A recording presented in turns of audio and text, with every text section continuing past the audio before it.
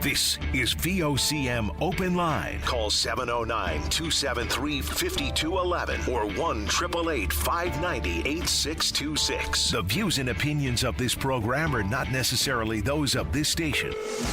The biggest conversation in Newfoundland and Labrador starts now. Here's VOCM Open Line host Paddy Daly. Well, all right, and good morning to you. Thank you very much for tuning into the program. It's Wednesday, June the 11th. This is Open Line. I'm your host, Paddy Daly. David Williams. He's produced the program. You'll be speaking with David when you pick up the phone to give us a shout, to get in the queue, to get on the air. If you're in the St. John's metro region, the number to dial is 709-273-5211. Elsewhere, toll-free long distance, 1-888-590-VOCM, which is 8626. All right, so we've been checking in on the Canadian Olympic trials in swimming and talk about Summer McIntosh, which I will again now in a second. But let's check in with one of the locals competing up along at the trials. From Torbay, Carter King. He set a new provincial record in the 100-meter breaststroke at the trials. He's 15 years old. This is his first trials. Congratulations, Carter King, new provincial record. And Summer McIntosh, you say? Man, oh man, the hits keep coming. So, 18 years of age, she won the women's 200-meter butterfly at the trials, a Canadian record, the second quickest swim in that discipline in history, and she's at it again today. So, today she's swimming in the 400-meter individual medley, which, of course, she already owns the world record, and the 200-meter freestyle on the final day of the trials, which is tomorrow. All right, already during the trials, she's taken down that 400-meter freestyle world record, the 200-meter individual medley mark, and the Canadian record in the 800-meter, and now the Canadian record in the 200-meter butterfly. Amazing stuff. All right, so folks had a chance to get over and have a look at the Aqua Arena in preparation for Canada Summer Games. It was one of the pieces of infrastructure people were worried whether or not they'd actually hit the timeline, be ready for the games, but I guess they will be. For the first time in a couple of years, there's water in the pool, so the pitches look great. An upgraded ventilation system, importantly new bulkheads, which apparently cost $1 million, imported from Italy, new viewing area, and the like, so that's the good news. For the general public, it won't be open until after the games, we're told. So at least they will indeed hit their target to be prepared for the Canada Summer Games, and that was one of the worries people had. So there you go. And then I knew this was going to be the case. So Mr. Wakeham, the leader of the PC, is talking about the fact that some Canada Games teams out there are forced to fundraise to get their kits, to get their uniforms for the games. It's not necessarily facts, because the government does indeed supply the money to get what the Canada Games mandates for their athletes. So they get, let's see here, they get at no cost. A rain jacket, a hoodie, long sleeve shirt, shorts, 2 Team NL shirts, a vintage Canada Games 77 shirt, which I'd like to have one, a backpack, a water bottle, socks and a hat. So for teams that are out there doing additional fundraising, they're just getting more swag that you don't have to have, but they want. And fair enough. This is pretty commonplace. So yes, the government does supply what the games insist they do, but there's lots of other things that some of the teams may indeed want, and so they're out there raising money for it. Okay, so that's an important distinction. But you just add in the fact, I know there's a lot of demands and needs out there that need to be satisfied with government intervention and government support, but on the individual family's pocketbook, it is an extraordinary cost to be involved at that level of sports. Whether it be for the couple of years in the churn to try out for the teams, you know, training in Clarenville or training in Gander or whatever the case may be, to get a taste of some stiff competition, you have to leave the province at that level of sport. So it becomes an extremely expensive venture. The one thing that always pops in my mind when we know that exorbitant cost is how many young athletes are absolutely good enough, if given the chance, to play at that level. And they don't. Why? Because the parents simply cannot afford it. So I know, again, there's lots of needs out there need to be satisfied, but those young athletes, their parents and their families, they spend a lot of time and a lot of money to get to that level of sport. Anyway, there you go. So, not surprised to understand this too. So we know about the devastating wildfire at Adams Cove that saw so many residents forced out of their homes on the 7th of May. So many homes were destroyed. We don't have an update from the government as of yet as to what financial support might look like. Nor do I know if anyone's been lucky when applying for finances coming from the Disaster Relief Fund federally. But the RCMP are now investigating the source of some recent brush fires in the area. At this point, there's nothing to indicate that they were set on purpose, but it's a worthwhile investigation. I mean, whoever might be out there, when the temperatures are what they are, the conditions are as dry as they are, purposely setting a fire, there's something patently evil about that. Now, there can be certainly some human interaction inadvertently leads to some of these devastating wildfires, but the RCMP are taking a look and we'll see what they find, if anything. All right, what's this one? Oh, yeah. Okay, 1 second. Excuse me. All right, a recent RBC report out there regarding housing and the ambitious targets set by the federal government and provincial governments to build the number of houses we think the country needs. Get a load of this. RBC suggests that it's going to cost $2 trillion over the course of the next 5 years. And that, of course, would be private capital, government intervention. It takes all three levels of government to hit any of these housing targets, whether or not we can actually hit them, based on the aspirational hopes that the federal government has put forward and Build Canada First. $2 trillion. We throw around the billions and the trillions like it's nobody's business. Just for context, once again, a billion seconds is around 31 years and 8 months. A trillion seconds is over 31,688 years. That's how big a trillion is. And we're talking about the need to have $2 trillion worth of investment. So the RBC report goes on to talk about 3 potential policy proposals. Tax-free municipal bonds for housing and infrastructure, tax credits for affordable housing, some of which are in place, financing infrastructure with municipal bonds. The talk is that one of the big hurdles is, of course, on the municipal front. And there are barriers when we talk about timelines for approvals and you talk about things like development fees. In some of the big cities, like in Toronto, they're out of control. Here, not as much, but it can indeed be a hurdle that some developers are not willing to face. The thought of the federal government talking about the municipalities waiving development fees, someone's going to have to pay them. I mean, it's one of the key sources of revenue for municipalities across the country. So it's one thing to say waive them. That's just going to mean the federal government is going to have to backstop that lost revenue, you would think. But $2 trillion for housing over 5 years? It's not going to happen, right? It's simply not going to happen. Even some of the forecasted number of units required, when you listen to the Canadian Housing and Mortgage Corporation, we had broken them down to bite-sized morsels which seem and feel a little bit more attainable. Talk about 10,000 units over the course of the next 6 years. 10,000 per year. High watermark here for housing starts is, maybe 3,000, 3,500. So 10,000 is a long way down the road, but RBC and their $2 trillion. I'm trying to find so-called housing expert, even though expert is a different and difficult definition these days, but someone to help us break that down. Then people will point out that the population just grew too quick. We were not prepared. Even if you ask newcomers to the country, they'll say the same thing. I mean, when people have that hope of coming to Canada to start or to restart a life, they don't want to come and be homeless. They don't want to come and not be able to get a doctor. So people can indeed absolutely talk about what the implications are of population growth. If you ask the business community, there's a double-edged sword here.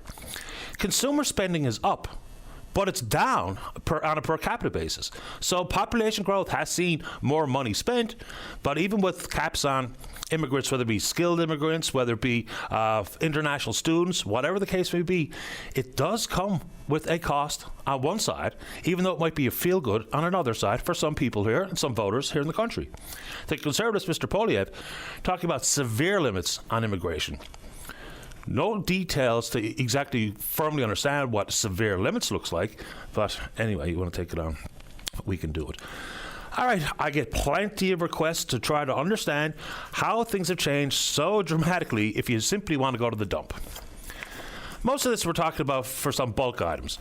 So the Eastern Newfoundland Regional Service Board, I think so it's called, the Waste Management Board, Eastern Regional Service Board, yeah. People now need an access card. All right.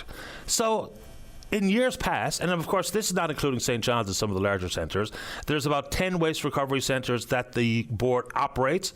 So Clarenville, Old Perlican, Harbour Grace, Bay Bulls and others. So, and eventually most of that ends up in Robin Hood Bay here as well. So the access card has been a thorn in the side of many. As opposed to showing up at the dump and the person working at the landfill with the clipboard and the pen would take your name and the items you're throwing away, and then someone would have to manually input it into the computer system to track what's going on. Now with your access card, they'll just be able to scan it and then it'll be automatically uploaded to the system. So it makes it obviously easier and less human resources required on the board side, but it does come with some complications. So there is going to be a meeting Thursday, North Boat Harbour in Placentia St. Mary's, hosted by Placentia St. Mary's MHA Sherry Gambin Walsh. They're going to bring some applications, try to help people figure it out. But there are some unincorporated municipalities where one thing you need is a civic address. Some of these communities don't have civic addresses, which is not only a problem for this particular issue, it's also an issue for first responders, and we need to get to that toot sweet. There's actually a kit available from the provincial government for municipal leaders to get it and bring civic addresses to their community, which will be automatically uploaded into the database for 911. So the access card for the dump is a problem. So they are going to postpone the firm implementation down the line here. So they were initially they were going to become mandatory on the 1st of April. Now they pushed it off to January the 2nd of 2026 so that people can get this figured out with an access card to go to the dump. Yeah, more efficient on one end, maybe frustrating on another. Your thoughts? Let's talk about it. Food. So this is bulk. This is not food and garbage from your home. I wonder how dramatically the numbers have changed. We talked to folks from Second Harvest. They're a real good organization out there trying to paint a picture of how much food is wasted in this country. The last numbers that they had, and I think it's probably changed, given the price of groceries, and we can talk about food inflation, 3.8% year over year versus general inflation around 1.7%, so that's a problem on the competition side. But the last time I looked, they say Canadians throw away enough good food to feed over 17 million people a year. Almost 47% of food gets wasted in this country, which is remarkable when you think about it. 124.5 billion pounds of greenhouse gases because of wasted food. That's the same as about 18 million cars. I would imagine people are a little bit more attentive to waste these days. And I'll throw it back out there. The difference between food that's gone bad versus the best before date that's on the grocery products. So all of that food being wasted is extraordinary. I don't know if we're going to get a chance to speak with the Mayor of St. Mary's, Steve Ryan, this morning. And the provincial budget did indicate that there would be finally the all-abandoned fish sauce plant in the community will be torn down and cleaned up. There's a lot to this story. Number one, for anything like this that ever comes to town, in almost every single development, the concept of polluter pays has to be backstopped by money. So whether that be the need to put forward a bond for eventual cleanup if and when you abandon it, like the operator did of this particular facility, so that's the Atlantic Seafood Sauce Company. It hasn't been operational for a couple of decades. And maddeningly, is that a word? Not Don Mattingly, Donnie Baseball. Frustratingly, is in 2016, when the government tested the effluent coming from that rotten fish plant and the stink that comes out of it, the effluent going into the bay was actually lethal to fish. And what did not happen? They didn't tell the community. So they were flying blind here. And that is extremely frustrating, as I said, but now it's finally going to get torn down. A couple of things. We don't know how much. And secondly, the government's going to hire a consultant to work with the town of St. Mary's to figure out the company best suited to do the cleanup. I would wonder aloud, why is there a consultant required on this front?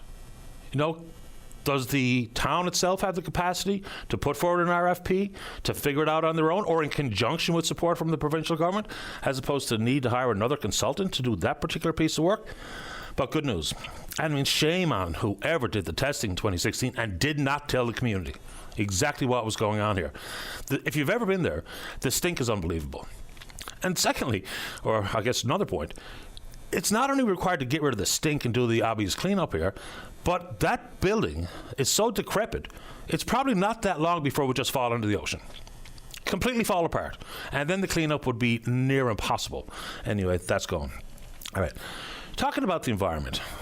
On the federal level, we talk about some action that the federal government plans to take insofar as fast-tracking nation-building projects. What they may be, we're not sure. So whether you want to talk about the Upper Church or the MOU and all that kind of stuff, let's do it.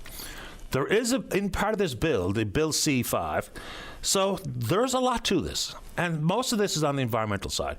The number one part of the bill, it's a massive big omnibus bill, which is not ideal to begin with, but there's basically two parts. The first part is called the Free Trade and Labour Mobility Act.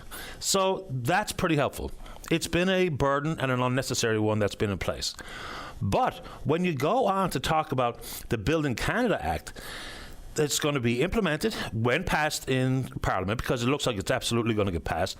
The Conservatives seem to be in support of it. But it's going to be a 5-year piece of legislation. It's a green light to projects deemed to be in the country's best interest, but it does indeed become a one-stop shop. One minister responsible for eventual approvals. What it also allows is that the government can sidestep a bunch of environmental rules and laws that are in place, such as the Canadian Navigable Waters Act, the Species at Risk Act, the Migratory Birds Convention Act, the Fisheries Act, the Impact Assessment Agencies Act. So they can just ignore what comes from some of these agencies insofar as identified concerns regarding the environment to get the projects approved. So there's always the potential for shenanigans and terrible decisions when you're not taking into consideration all of the different ministers that would have some involvement in these projects, all of the acts that I just mentioned that are there for a reason, insofar as appropriate consultation and assessment regarding the environment. Yes, people are clamoring for things to get built, justifiably so, but there's a process that makes sense. And I mean, reducing the timeline from 5 years to 2 is a good thing. But if that means that for the next 5 years, just at the whim of politicians with political ambitions to be satisfied, that they can sidestep some things that are absolutely in place for a good reason. So that's the environmental concerns brought forward by many. And if you are on that side of it, we can take it on. All right. What else have we got here? Oh, the Auditor General. Auditor Generals do great work. Of course they do. Denise Hanrahan and her team here in this province, and Karen Hogan and her team in Ottawa. Couple of reports yesterday. One regarding the country's future fighter capability project, and that's purchasing the new F-35A fighters to replace, of course, the CF-18 Hornets. In 2022, we were told it would cost around $19 billion. Fast forward to 2024, $27.7 billion. So that's a big one.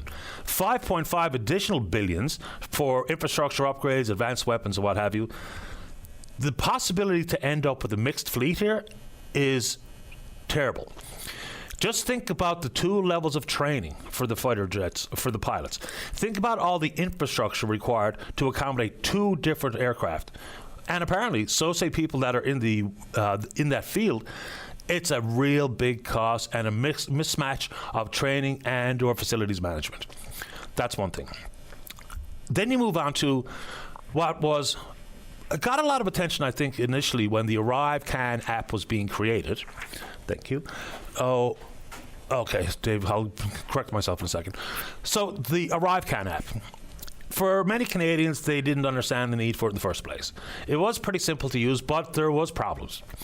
The contract was basically given by GC Strategies to GC Strategies, which is a pretty small operation operating out of a house in Ottawa.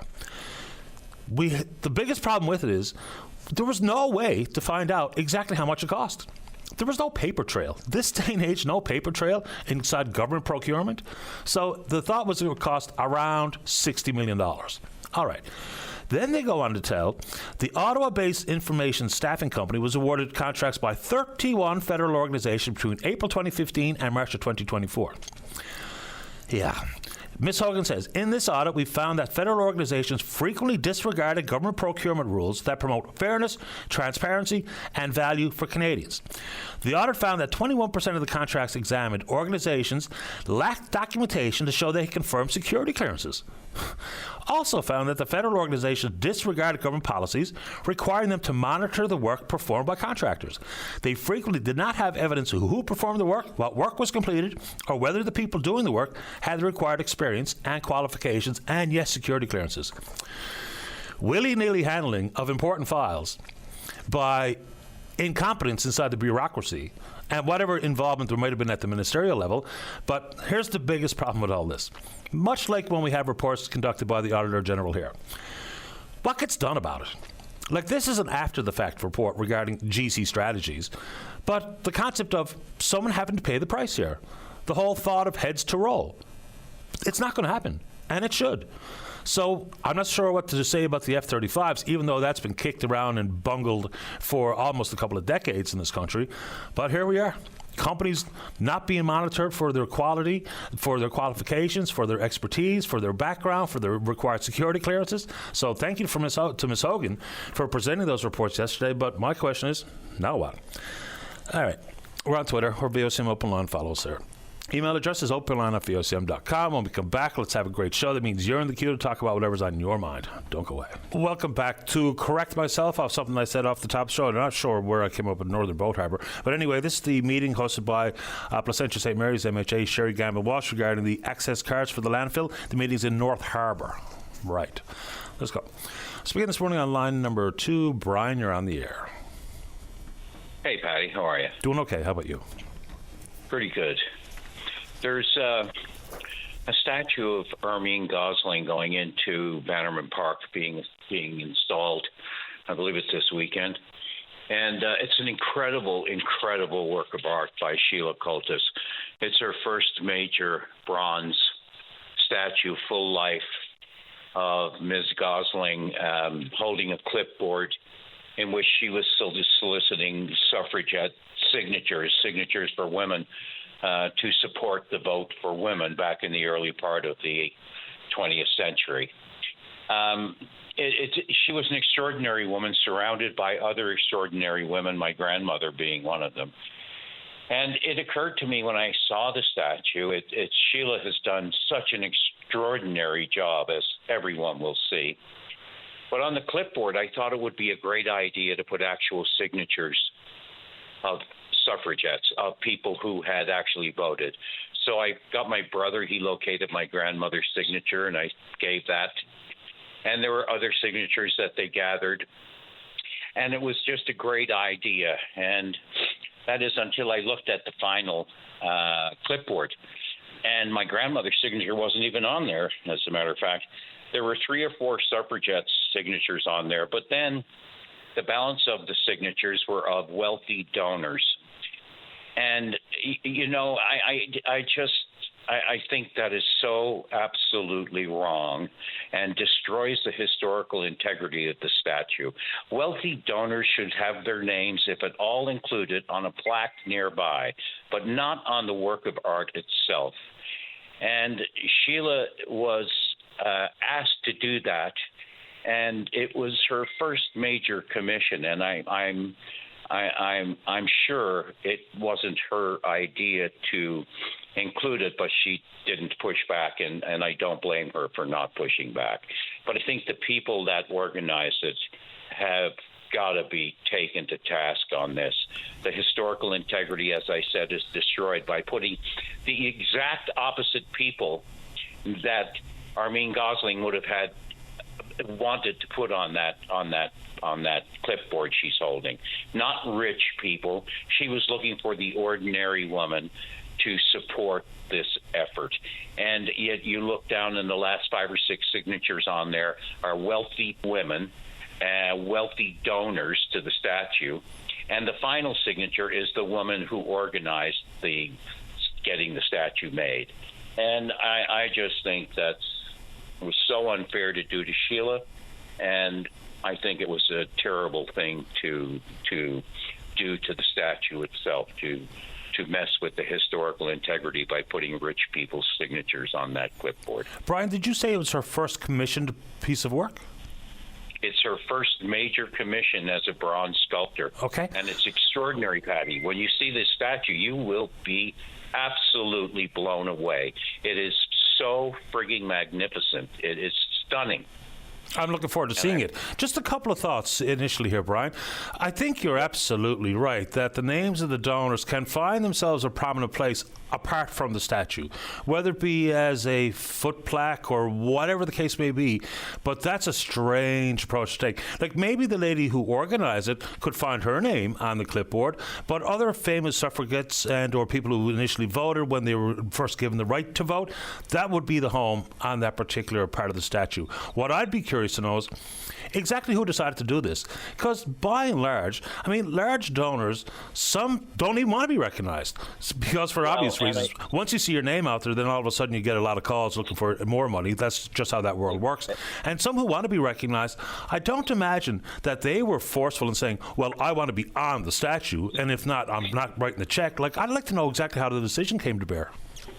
And they are going to be horrified. There's some people on there who are very private, and when they realize that there is some contention about having done this, they are not going to like their names being front and center in the least. And once you see the signatures on there, you will know. And again, you said the person who organized it might have her name on there. No, absolutely not. No, I kind of meant included on the footnote or the set-aside plaque that would acknowledge donors. That name I don't think is inappropriate to have because, you know, the driving force behind things also needs to be recognized. But like you rightfully said, there's guaranteed going to be some donors who they make all of their donations very quietly. Some are very public about it, but many others, they do not or need their names to be written or acknowledged or announced or pronounced. No, and my understanding is that the person who organized it said, well, haters are going to hate. Well, you know, that's such a cop-out. That is such a cop-out. Haters are going to hate. Yes, they are. I'm not a hater. That's one of the finest bronze statues that we will ever see in this province. The depiction is absolutely incredible, as you will see. I love that statue, and I love Sheila, her artistic. Sheila is an artist that goes across so many genres in art, clothing, painting. I mean, she does everything. Welding. She is extraordinary, and this work is extraordinary. And I really feel for her to have had to put up with them putting their names on that statue. Strange. Can you give me Sheila's last name one more time, Brian, please? Cultus. Sheila Cultus. I don't know if she's interested in speaking about not only the statue and her work and the significance, but also the topic you bring up this morning. I have no idea. I'd be curious to hear from Sheila. No, she's not. She wouldn't be. Sheila is very, very humble, very understated human being who just puts her head down and does work. And she's an extraordinary person, and I really don't want to draw her into this discussion. Fair enough, and she needn't join it. I'm glad you let me know about it. I am looking forward to seeing the statue, and that is a really curious decision to see those names included in a spot that you would think, even just based on the historical context, would be different names, anybody but donors. Exactly. That's not the people that Armine Gosling was wanting to hang with, or my grandmother. My grandmother was a suffragette. She was involved in the movement. And that's why I suggested her signature should be on that clipboard, and everybody agreed. But the one signature that didn't make the clipboard was my grandmother's, and it was my idea. Amazing. Brian, thanks for letting me know. With Sheila's unwillingness to speak, and I completely understand, it'd be nice to have a better understanding of the impetus for this type of decision. It seems odd to me. Yeah, well, if you, whoever is the woman at the last signature on that clipboard, she is, I think, the person it was sponsored by Persistence Theater, and I think she's the head of Persistence Theater or something. But anyway, it was she who organized the thing, and good on her for organizing it. Amazing job raising the tremendous amount of money it took to do it. Just absolutely incredible. And yet the finish is anything but pleasurable. I wonder will we hear from any of the donors who are named? I think what's going to happen now, Patty, after this conversation, is that clipboard's going to change. Possibly. Because I can tell you, when you see the names on the clipboard, they're not going to like this one little bit. Brian, I really appreciate you making time for the program. Thanks for doing it. Thanks, Patty. Thanks for listening to me. My pleasure. Bye-bye. Okay, bye-bye. It does seem strange. Like, I mean, with any big capital fundraising initiative, obviously the donors do get recognized if they choose to. Like, you'll go to, I don't know, let's pick somewhere, Daffodil Place. And you go in, and there's a board there that appreciates and names the donors and the different categories, the silver and gold and all the rest of it. But some big donors out there, they do not want their names involved. They just do not. Because the way it works, I mean, I don't know much about being a big donor, but once your name gets out there, because you have a generous streak and you may indeed have deep pockets, the next thing you know, there's a lineup at the door. Let's take a break. When we come back, John has an issue getting a doctor. Ashley's got a curious concern regarding a missed appointment. Don't go away. Welcome back to the show. Let's go line number... Which one am I starting with, Dave? 3? Okay, line 3 it is. Ashley, you're on the air. Yes, good morning. How you doing, honey? Doing okay. How about you? Well, I'm a little bit upset here now. To give a bit of story, what happened. I went to see my doctor, my nurse practitioner, regarding a growth that I have on my face. It's about the size of a loonie. It started off the size of a penny. Now it's up to the size of a loonie. My doctor said it looks cancerous. Now, a bit of back history. Cancer runs rapid. Be more specific. Breast cancer. It runs rapid in my family. 9 aunts have had it. Many have had their breasts removed. The doctors found lesions in my breast, so I had both of mine removed to prevent cancer. I was given an appointment with this doctor, a dermatologist, and what happened was I made a mistake, and I rightly admit it. I wrote it wrong on my calendar. So what happened is when I called back and apologized, because I don't normally miss doctor's appointments, especially if it has to do with cancer. I was told that I have to pay $100 for my missed appointment. Now, I'm on AES. I have some disabilities, and I can't work. And I get $250 to live on for a month. So there's no way possible for me to pay $100. And I spoke with the nurse practitioner. I said, well, I'm going to have to see another dermatologist. Well, through the jigs and reels, I find out that if this happens with the dermatologist, they cannot book with anybody else. There's a freeze on it. So at this point, I'm feeling that my personal health is being held hostage and held for ransom of $100. I've tried talking to the Minister of Health, the Deputy Minister of Health. The list goes on. I've tried talking with a number of people. Nobody can give me an answer to my question as to how something like this could happen.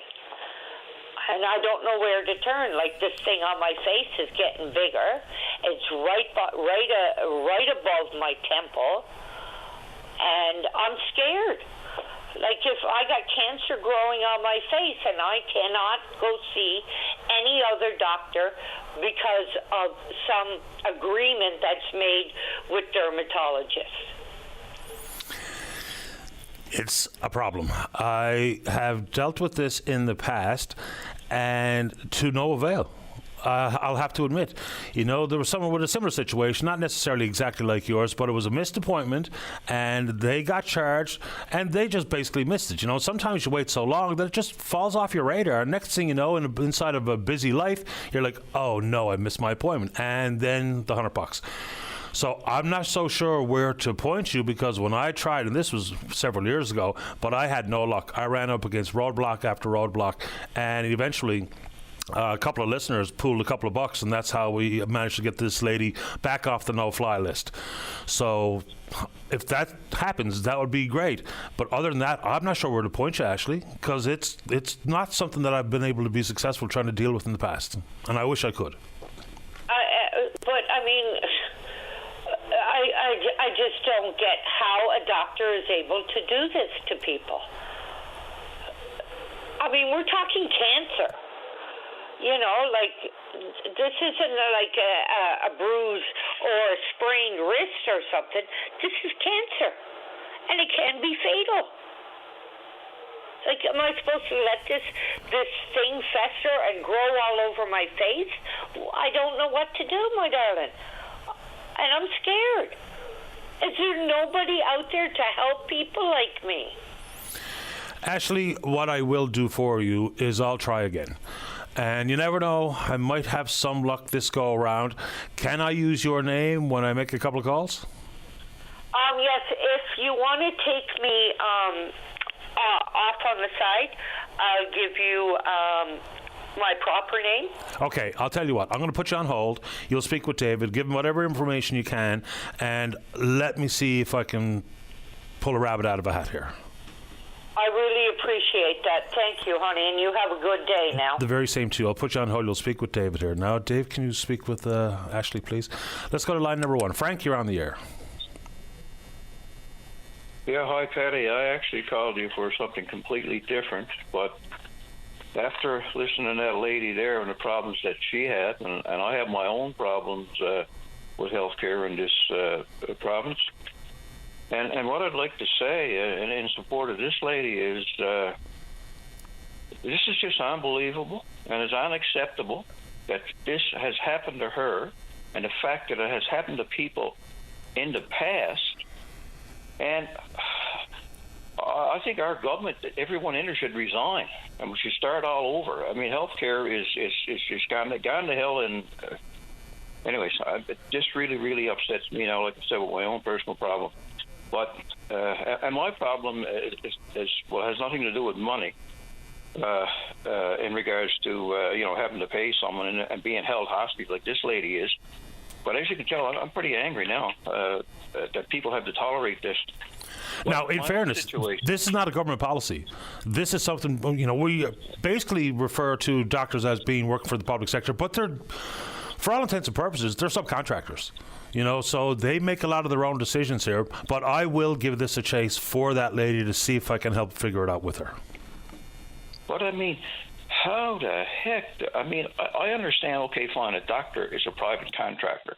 But if he's going doing this, the people that just don't have the money to pay, and now this lady's, say, life is at risk, because with cancer, the sooner it's dealt with, the better. The longer you wait, the outcome is probably not going to be good. And I don't know. Even if the government... I just don't know. I'm at a loss. Which is why I said I'd help. No, listen, I'm glad that you are helping, but Patty, here's the problem now. You're going to help in a way that what somebody is going to do is they're going to pay that $100. Now, that's good, but it's not going to help the problem, because then something's going to happen next week or the week after where somebody else is going to need $100, and these doctors are going to get their money and keep filling their pockets. But I'm not going to start with that. I'm not going to start with just trying to get her $100. I'm going to start with dealing with the association and see if we can't figure it out at the policy level first. And if not, I'll try my best to help her however I can. And I make no promises, but I will make an effort. No, listen, I know you will. I'm not doubting that one bit, but it's just that it shouldn't take people like you to have to fix this problem, right? You fixed a lot of problems, over the years for people, because people in government, well, I'll just use the word, in regards to government, you can't fix stupid. But anyways, I'll move on from there and tell you about my own issue. Okay. I was, I live in St. Newfoundland currently, and I was on the Northern Peninsula, and I had some issues that had to be dealt with. And it was something that over a period of time, it just got worse. So I contacted my family doctor. Well, he's in St. John's. I'm in Central, like I said. And that's a long story. Well, he moved, but I'm still a patient of his, lucky for me. So I got a growth. And this growth went from the size of a marble to now, I'm not exaggerating, it's pretty close to the size of a football. And I felt fine. After some prodding from someone else, I said, I'm going to have to contact my family doctor. I did. I sent him photos of it. He saw it. He said, you need to go to emergency right now. This is how important this is. He said, you need an emergency CT. You need blood work. I went to the hospital in St. Anthony, The emergency room doctor saw me.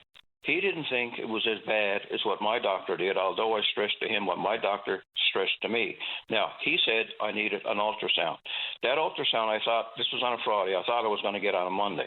I went to the hospital on Monday, and I mentioned about the ultrasound, expecting I was going to get it, which, well, I suppose I really didn't expect it. They said, you go home, we'll call you. I was expecting you to call that day. I didn't. Next day I called back. I got an appointment for August. Well, all right. I ended up a couple of days later, got in contact with my doctor, who said, listen, can you go back to Central? I'll get you a CT in Central. Well, I went back to Central. Friday last week, I had that CT. Okay, I got the CT. What comes back? I need an emergency or an urgent, I think is expedited or whatever, MRI. Now, all of a sudden, everything is messed up. I don't have an appointment. Another radiologist. Now, even though they got the requisition from my doctor, they got the recommendation from the radiologist that read the CT, they're looking at it now, or someone else has a look at it now, and decide how urgent this is. Now, I mean, how many people need to tell them it's urgent? Now, I'm in the same situation as this lady. They figure it's cancer. I'm going to need surgery. It has to be removed. But right now, without the MRI, they're not able to tell exactly what's going to need to be done. The nerves that are affected, the bowel could be affected, bladder could be affected, and there's so many other things that could be affected. So I've contacted the hospital. I've contacted client relations. No one listens to you. Nobody. So I'm at the same risk as this lady. Only thing is, I mean, fine, money's not involved in it. But my health is. What's a person to do? But that is our healthcare system today. I mean, Fury, that guy, when he left, he talked about he left healthcare in better shape than what it was when he came in. Well, the guy's delusional. Because the healthcare system where I'm standing and where that lady is standing is certainly in worse shape than it's ever been in. And as a matter of fact, you online, you do research, you will find out healthcare in Newfoundland is the worst of any in Canada. It's not working. That much is for sure. No. Frank, I don't want to interrupt your concerns that you're talking about the wait for an MRI and stuff, but did you also want to talk about access to information? Oh yeah, well, listen, that's a whole nother situation. I mean, I can bring it up now if you like, but that is so long and complicated. Well, like I said, this really touched my nerve when that lady mentioned her problem, right? Mine too. I know exactly how you feel, Frank. So if the access information, I appreciate you sending me along the emails with the reports, and I will have a look when I get a moment. And so let's leave that for another time where you have some time to actually walk us through it. How's that? Well, listen, Patty, I got lots of time, but I know you don't because you got a lot of other people. But if you want me to go ahead with it, I can, right? No, we'll have to. It's either I put you on hold, we come back, or we leave it for another day, or we actually have time to get through. Because, as you say, I have to get to a break. We'll wait. We'll. I mean, I got the time, but we'll wait. I'll call back probably later on the week, and we'll talk. Because I tell you, you know, that's another interesting one as well, right? It is, and I appreciate you doing that, Frank. Talk again soon. Okay, Patty. Thanks for listening to me, buddy. Pleasure. Take care. Have a great day. You too, Frank. All right, there we go. We'll take a break. We'll come back. John, you're next to talk about trying to get into the doctor. Don't go away. Welcome back to the show. Let us go. Line number 4. John, you're on the air. Patty? Yes, sir. How are you today? Not too bad, I suppose. How about you? Not too bad. Before I get to my topic, yesterday you had someone speaking about needles that you picked up on the side of the roads and that. Mm-hmm. Well, we had a little girl grow up here on our street, and she moved to Edmonton to work. And there a while ago, she left the house and walked down to a convenience store to pick up her gear for the next day and lunches and that. And she struck a needle. So apparently they got her to the hospital and they flushed it out and everything. And now she's on a regimen of every 2 weeks she got to go get blood work again to see what's going on. Has she contracted something like hepatitis or anything, or this is all precautionary? We don't know yet. Okay. Jeepers. That's the risk, right? Absolutely. Yeah, so, I mean, so the government's pumping all kinds of money into these needles and that. And I don't see why they puts up with these people doing it. What do you do about it is the question, I suppose, because as I say many times, if someone is in that spiral of addiction to intravenous drugs, the likelihood of them making a good decision with the needle after they've used it is limited, if not there, not available to them. So that's why we're going to find them on the ground. And then people wonder, why is the government giving them a needle? Well, the unfortunate reality there is, if they didn't have a clean needle, they would just share dirty needles. And that's even worse for me and you, if we're talking about the amount of money going out the door, because the evidence regarding shared needles and the transmission of things like hepatitis and HIV, that's very real. But I mean, for them to make a good decision after they've shot up whatever drug they're pumping into themselves, they unfortunately flick the bloody needles on the ground, and it's a huge problem. I worry about it now, taking the dog out for a walk. You know, because you want to give him a little bit of leash so that he's not in around your feet. But then what happens if he sticks his nose into a bush along the trail and there's a bloody needle in there? Yeah, well, I can't understand with all the people in Newfoundland now that have diabetes, and if they haven't got any insurance, government don't help them to buy their needles.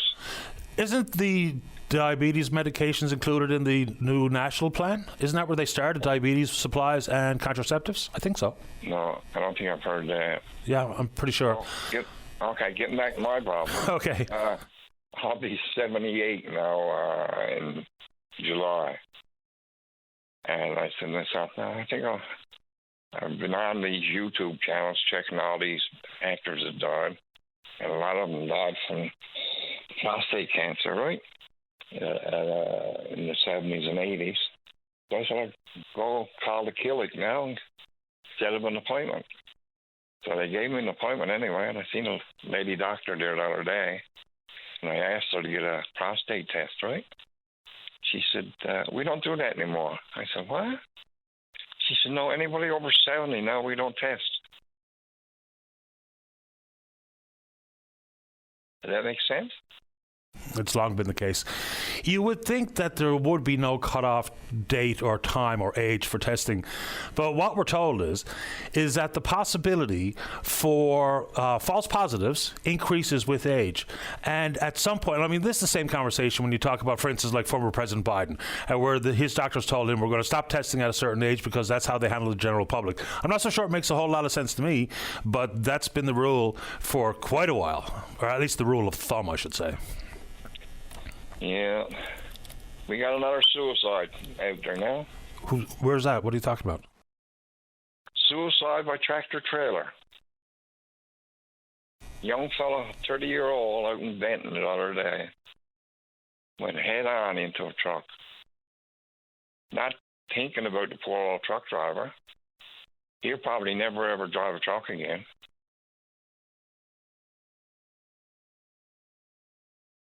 You never heard about that, did you? I didn't know that was how that happened.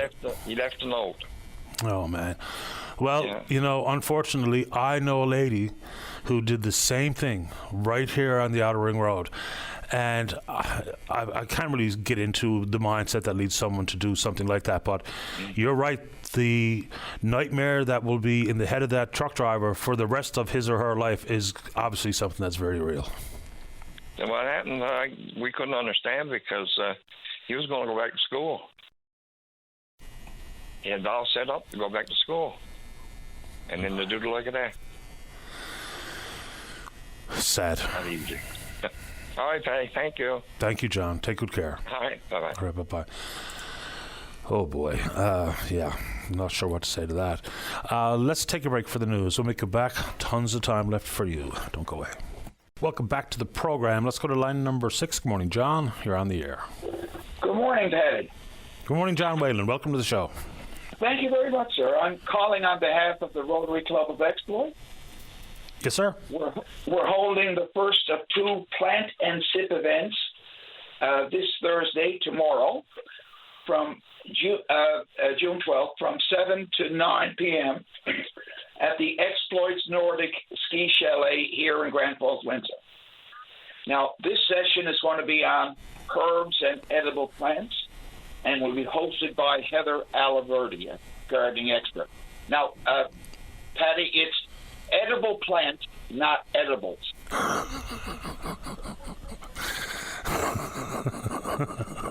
Fair enough. Now, well, I told my daughter Bridget about the session, and she got really excited. So I thought I'd better clarify. Now, the edibles come initially from a plant, but that's not what you're dealing with there. No, you generally don't eat edibles directly in the plant form. People would be fascinated if they speak to someone who's knowledgeable in foraging. Just how many plants out there that are edible? Well, and this is it, and that's one of the reasons that I'll be attending, for sure. Terrific. So when you talk edible plants, do you know any of the type of plants that they're going to be talking about? No, I don't, but that's why I'm I'm really curious to go to the session myself. Yeah, oak nuts, acorns, and all kinds of stuff out there that is absolutely edible. That'll be a great informative session. So give us the details one more time, John, the where, the whens. This session, and it's the first of two, will be tomorrow from 7 to 9 p.m. at the Exploits Nordic Ski Chalet here in Grand Falls, Windsor. Now, we're going to be having a second session on June 25th, that's Wednesday, same time, same place, and that'll be held by gardening expert Dave Morrill, and that will be on plants and trees. Sounds excellent. When the next session's coming up, you're more than welcome to come back on and give the folks the heads up. I just wanted to tell people we'd like people to prepay for this, and you can get a link to to pay online at the very top of the Rotary Club of Exploits Facebook page. Perfect. Appreciate this, John. Nobody needs to bring anything. We're going to supply everything, including some high-end snacks. But you need to bring money for what you want to sip. So don't come empty-handed other than your money. Well, like I said, food and all your gardening supplies will be provided. But, you want to take along some money to pay for what you want to sip. Sounds about right. Appreciate you letting us know about it, John. Thank you so much for giving me the time, Patty. My pleasure. You're always welcome. Okay, thank you. You're welcome, sir. It's John Whalen from the Rotary Club of Exploits. Dandelions are one of the most common edible plants out there. And as they say that old meal from years gone by, cows you know what and dandelions, stinging nettles that are no longer sting you after you boil them. So there's a bunch of stuff like that. Let's go to line number one and say good morning to Gillian Crook with the Larkhall School Council. Good morning, Gillian. You're on the air. Good morning, Patty. Thanks so much for taking my call. No problem. So I guess I just want to continue the conversation regarding the PWC school system, which includes Larkhall Academy, Larry's Brook Junior High, St. Andrews, and PWC, and also the conversation in regards to the new Kenmount Terrace School. This feels strikingly familiar. I had a deja vu moment, actually, because we were in the same boat only a year ago, in June of 2024, discussing concerns over the school system, and parents were really worried of what the next year was going to bring. So, of course, we had the town hall meeting in Kenmount Terrace Community Centre, in which we tried to get some of those questions answered. But here we are a full year later, and we're having a lot of the same concerns. I know you've spoken with some school representatives and concerned parents over the last few weeks, and I share many of their concerns. I kind of contemplated whether I should call or not, because they've shared a lot of the the information with you already and your listeners. But after speaking with so many concerned parents over the last few weeks, I feel like the conversation truly deserves to continue, because parents are not getting any answers to their questions. For me, that's the most frustrating. It doesn't impact me directly, but so many things we talk about regarding interaction with government. For starters, sometimes it's really slow in getting an answer, but in this case, answers have dried up, period. And we're talking about government. This is their own timelines. We're not saying that the parents in Kenmount Terrace said the school has to be open by September 2026. The government told us it would be. And then we had approval for a school. We didn't know what grades would be in it. We didn't know how many students it would accommodate. And even on that front, the churn, as it's anticipated, is about 1,000 students, and they're building a school for 850 whenever it's going to get built. So a few answers, even if it's not what you want to hear, is much more helpful than silence. Yeah, and exactly. So we were told a timeline back in June of 2024, and when that no information was released in the winter, we didn't drop the ball. Parents were emailing representatives from government, and for the most part, none of those emails were answered. I have to say, with the exception of Minister Studley, who she truly did make an effort to respond to most of our emails, but Department of Education, Department of Infrastructure, we were given almost no answers at all, no responses to our questions, and the ones that we did get, say from Minister Studley, were kind of vague. There's no concrete timelines given. At one point, we were actually told, quote unquote, don't think we will know a timeline until the successful bidder is awarded, which I find odd considering back in June of 2024, we were shown a timeline on a PowerPoint in the building. So how did we at that point know the timeline, but now we don't know the timeline? So we were emailed Minister Studley. Again, she responded to one of our emails a few weeks ago, which she said a successful bidder has been awarded. So that was lovely. And in the press release, there was one noticeable omission, and that was the timeline for the build. So we're still waiting because we're given no answers. It's 15 months away. I mean, I'm not well versed in structural engineering and large builds like this, but given the provincial history and some recent builds like the Muse Centre, Cornerbrook Hospital, I mean, 15 months away is kind of looking bleak at this point. I think you did speak to a caller last week who mentioned Minister Abbott have responded to an email from a concerned parent about the same issue, to which we were given a little breadcrumb that said, well, up until he left the position in transportation infrastructure, the deadline was still doable. However, there have been some snags.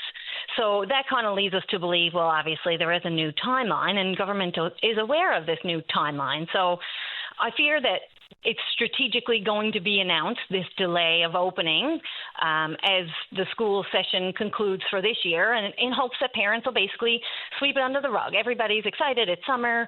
You're going on holidays. Like, you know, are we going to just all forget it then and sweep it under the rug? So that is my fear at this point. But parents, aside from the school deadline and the timelines, there's a reason why we're worried about the timeline of the new school.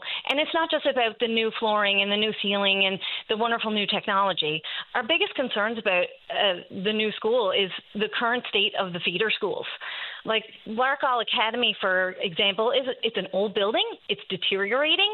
It was meant to be condemned years ago. So we know that there are leaks in the building. There are plumbing issues. There was recently a smoke scare where in the morning of a day in May, staff went into the building in the morning and it was full of smoke, and school got canceled on a whim just because it was unfit for students to come in. It was found that there was a furnace backfiring, and they had to do testing of air quality and this sort of thing. Kids went back to school the next day, coming home complaining of the smell. Although the air quality apparently was tested, it was fine. Kids were still saying they had headaches and they could smell it, and some rooms were unusable. Like, this is not going to get any better. And we know that, you know, the classroom space is crammed in there. So the population just continues to grow. And where are they all going? Like, the school is over capacity as it is. They're back to the capacity when it was K-5 school, and now they're just K-4. And there's no sign of the population slowing. So, like, an old building, you know, classrooms that are crammed, how is this going to affect teacher retention then as well? You know, it's not fair for students. It's not fair for teachers. I mean, those are concerns at Larkall, and you've also heard some of the concerns. I know you had the council chair from the Leary Brook Junior High on your show recently too, who spoke of the population of over 600 there, which they're going to be losing their cafeteria now. They're going to be losing their library space. They already have no green space. So the kids have nowhere to go outside just on their lunch break. They're going to be sitting in schools. I recently had a parent tell me that her kid came home and it was 28 degrees, but they couldn't open the windows in the school because there's no screens. And to which they've been told by administration that they've been trying to get screens put in these windows for a long time. So how is that okay? We can't even get screens to open the windows for our students in these buildings. And this is why the urgency is felt by parents, because we just don't feel that the conditions that our students are being exposed to, not to mention the staff as well, because they're enduring this too, we just don't feel like that's fair. It isn't. And as mentioned by one of the callers, I can't remember which one, inevitably, year after year, even the forecasted student enrollment grows because the community grows. So whether we talk about kindergarten at your school, whether the forecast is 70 new students, whatever the case may be, by the time September rolls around, on day one, there'll be new students coming to that school. So that number's going to grow. So, and that would, of course, impact numbers growing at other grade levels, including junior high. So there's a lot of confusion, and it reigns supreme here. You talk about 15 months out. I mean, if we're talking about the magnitude that they're discussing in Kenmount Terrace, it's very much like Waterford Valley High. And that took years to build. So 15 months is not only aspirational, it's impossible. Right, exactly. And that's why we're worried. Like, these buildings are getting no younger, and we're not seeing, as parents, any improvements done to the buildings. Like, tell us what the plan is. Or I've had parents email me and say, is there any way we can get a school inspection done? Can we get a fire inspection done? Can we get an air quality inspection done? We hear sometimes that these things happen, but can we trust that they're happening if we're not there, if the information is not made public to parents? It should be transparent, and it should be published so that parents can see dates of inspections, who did it, what the results of those inspections were. Like, this is information that, as parents, we are really interested in knowing, and of course we have the right to know. So we're really concerned about that. I mean, yes, the new school, where are they all going? Where are these kids all going with 850 plus pre-K? I've also had questions come from parents to say, is there going to be green space in the new school? So if this new school is going to be as big as we say and hold 850 students, where is the green space? Because if you look at the land that it's going on, I can't envision where a large school like this will go, and there's still outdoor space for 850 students. We've also been told that there's a designated wetland in that area, so that cannot be used for construction and used for the school. So there's concerns over that too. I certainly hope that government has a plan for this new huge school where we're going to not be in the situation that we're in now, where we have two schools trying to make a schedule so that their kids can go outside to play. Like, this, it shouldn't have to be shared space. Or like Leary's Brook Junior High now, they're sharing gymnasium space, so multiple classes in the gym at once. We hope that there's a plan. So I guess I have two questions for the government. And my first question is, what is the plan for the new school? So we want the timeline, we want the catchment, what are the grades, the design, show us the green space plan, because parents want to know that information. But to me, more importantly, it's my second question, and that's, what is the plan to make the conditions in the other schools, Larkall Academy and Leary's Brook Junior High specifically, because those I know personally, but what is the plan to make those conditions acceptable for children while we're waiting for this new school? Because to me, that's more important. How are we making sure that things are acceptable right now? Two absolutely fair questions. And I'll add to it, where's St. Andrew's fall in all this? They were part of the plan, they weren't part of the plan, they're back in, they're back out. So, again, just adding to the confusion. Anything else this morning, Gillian, before we say goodbye? No, I think that's all. I would really like answers to those questions, and we want them sooner rather than later, because we know what happens when school concludes for the season. Appreciate your time, Gillian. Thank you. Thanks so much. You're welcome. Bye-bye. Gillian Croak with Larkall School Council. Let's take a break. When we come back, Penny wants to respond to a call we had from Ashley regarding her missed dermatologist appointment and what might be taking place on her face. Don't go away. Welcome back to the show. Let's go to line number 2. Penny, you're on the air. Hi, how are you today? I'm very well. How about you? I would like to say I'm not speaking against what anybody else has said. I just wanted to give a flick to having gone through cancer myself and my husband, and we've been to Toronto, tickety-boo. I was treated with nothing but respect and goodwill, and I just wanted to flick it out there. Like, it all sounds so negative. We were treated with nothing but utter respect. That's good. Okay, that's really kind of all I wanted to say. Is like, it all sounds so negative. It's not. Like, you're treated well. I can't tell you how much the cancer clinic takes care of you. That's all I wanted to say. Fair enough, Penny. I think the concerns we hear more often than not are how long it takes and some barriers people face. But by and large, once you are in the healthcare system, and I can't speak for every incident or every person, obviously, but generally speaking, people get treated with respect, and the system does work once you get in it. The problem for most is getting in it. I think that's the concern here. And, of course, Ashley's concerns were very specific as to a missed appointment, that she doesn't have the money to pay the so-called fee for missing it before she can get in to see another dermatologist, which is sort of a separate issue. But I'm glad to hear that was your experience, and that's exactly what it should be for everybody. Yes, exactly. That's really pretty much, I mean, I don't know. That is true. It does take a minute to get there, but once you're there, I guess. I don't know. And that's fair. I appreciate your time. Hope you're doing well. Are you? Oh, absolutely. Oh, good for you. I'm glad to hear it. Okay. Have a great day. You too, Penny. All the best. All right, there we go. Let's keep rolling here. Line number 3. Tony, you're on the air. Hello, Patty. How are you today? Top shelf today. How about you? Not too bad. I'm trying to find out some information, and I can't find it out. Okay. Have you heard there's been an announcement for when the recreational fisheries open up? I'm after hearing from a couple of different people that are supposed to open up on the 28th of June. But I can't. My concern is I'm disabled. Last year I had a permit where somebody could catch a few fish for me, but I got to apply for a permit. I didn't have that forwarded to the person, and he was going to open up in a couple of weeks. Kind of running out of time. Short answer is no.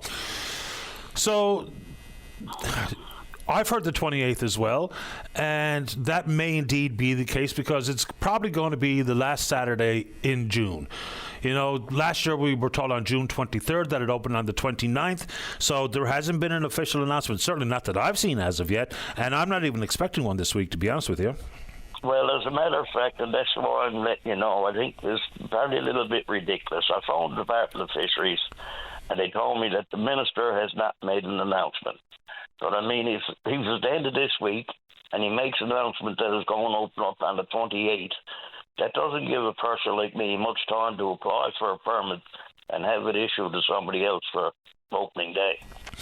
Yeah, I mean, you don't have to know the dates to apply for that permit, though, right?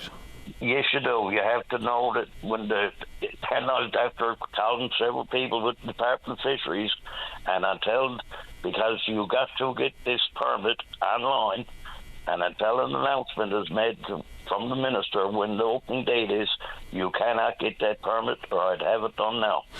Which is sort of strange, isn't it? I mean, the permit is about having someone fish on your behalf, not about the specific dates. Anyway, I didn't even know that was the case, to be honest. Yeah, it is the case, and on that I phoned several people. Until the minister makes an announcement, I can't apply for a permit because it's got to be done online. And I can't access online because the minister hasn't made an announcement. Yeah, I kind of feel like I'm wasting my time trying to get any updated information. DFO, generally speaking, will just make their announcement whenever they see fit. But it's a good guess that it'll be the last Saturday of the month, which is the 28th. Yeah, okay. Well, I guess we'll have to take it from there. Fingers crossed. Yeah, thank you, sir. You're welcome, Tony. All the best. Bye. All right, bye-bye. Let's see here. Let's take a break. Do not go away. Welcome back to the program. Let's go to line number 4. Barb, you're on the air.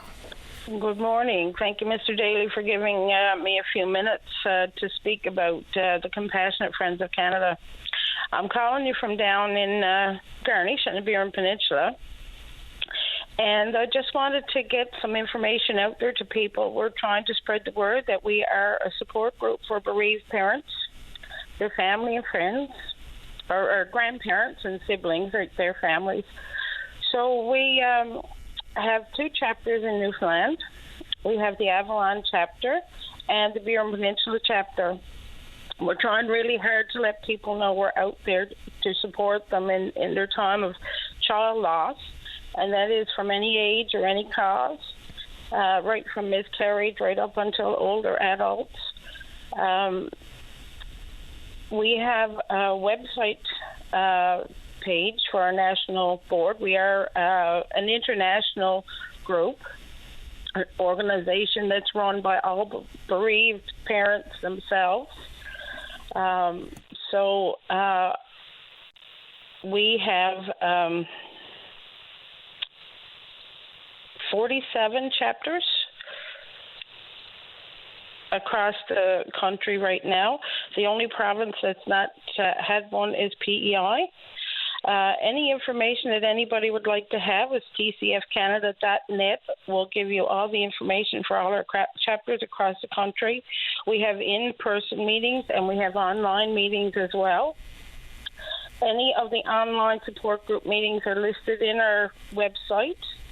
Our local Burin Peninsula chapter of the Compassionate Friends, we have a monthly meeting on the last Wednesday of the month, and we also offer virtual meetings for anybody who wants to join into our in-person meeting. So if anybody would like to get any more information, my cell phone is 709-277-1837. This weekend, on the 14th, here in Garnish at the Lions Club, our local chapter is hosting an event, a walk to remember, for parents and family and friends to come and remember and celebrate their child's life. As a father, it's obviously one of your greatest fears. So, Barb, did you lose a child? Yes, my daughter Joanna died in a car accident in 2005. How has this support group helped you? Because I don't imagine there's anything or any group that can take away the pain. So how has it helped you? Just knowing that you can be with other parents who know that pain. It's a unique grieving journey, for sure, losing a child. So you know that this other person knows exactly how you feel. No other person can truly know until they become a bereaved parent or grandparent or a sibling, really. So we started this chapter locally in 2016. It was a few years after Joanna passed. I had been involved with support groups prior to that, but it was because of other people losing their children locally that they came to me and asked if we would do a support group. And that was when the Compassionate Friends Burin Peninsula chapter came about in 2016. I understand the support groups can be extremely beneficial, to be in a room with people with shared life experience. Just let me bounce this one off you. For starters, obviously, deeply saddened, and my condolences to everyone who's a member of that group, including yourself. Sometimes I kind of wonder, and I'll be curious to get your perspective, is that, let's just say there's someone listening who is a bereaved parent and struggling with their sadness and struggling to overcome their grief, and they might think to themselves, I don't know if I want to be in a room with so much sadness. What do you say to that person? Well, we actually do get that. And we do have a lot of parents who don't come till quite a long time after the passing of their child, like maybe 30 years. But we also have people who want to come right from the beginning, and that's an individual grieving process. Mm-hmm. And people who come kind of reluctantly maybe to their first meeting tell us that they're very glad that they made that step to come. So it's not something that you have to be at every time. You come when you feel like you need to be with other people that know that pain. Do you think it would be an idea for someone who would consider this to maybe do it, with the video conference before they show up in person, just to get a feel for it? We have a lot of parents who actually do that as well, yes. And at these sharing meetings, like any support group meeting, you're welcome to just sit there and listen to. There's no nobody says you have to speak or have to share. Some people come to several meetings before they feel like they want to actually share their own story. So I assume it's led by one person. So is it just a matter of opening it up to the floor for people to speak if they're so inclined, or how does the person leading the session go about it? Well, I am the chapter leader for the Burin Peninsula chapter as well. I'm on the National Board of Directors as a director at large.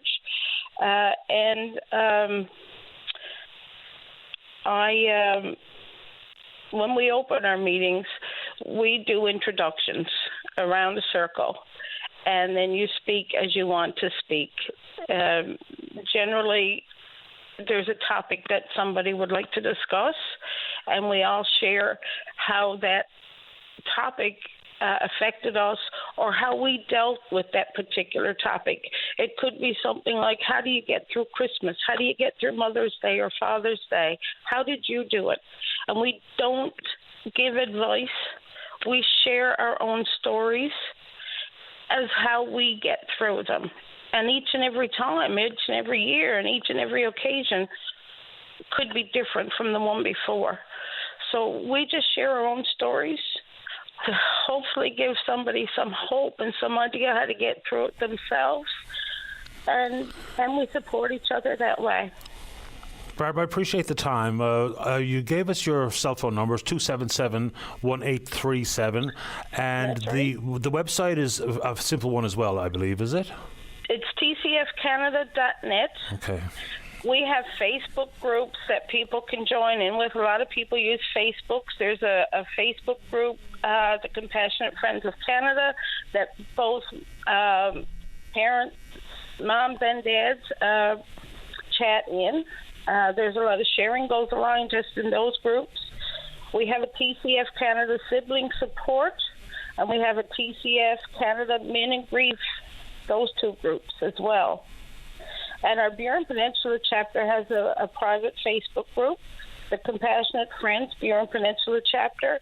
If anyone wants to request to join any of these groups, there is a place that you can request to join. There's a few questions, simple questions there.